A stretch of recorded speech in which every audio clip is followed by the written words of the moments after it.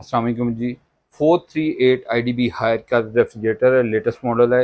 ये 538 की तरह ही है, जिस तरह पहले था वो साइज़ में थोड़ा सा डायमेंशन में बड़ा है, ये उसी तरह है। ये इन्वर्टर सीरीज़ में है, डिजिटल कंट्रोल पैनल है इसके साथ सारा सामने। अच्छा, इसकी कंसील्ड इसका वेपरेटर है, क्रिस्टल पॉकेट्स है, 120 kg इसकी कैपेसिटी है, क्रिस्टल पॉकेट्स के साथ है।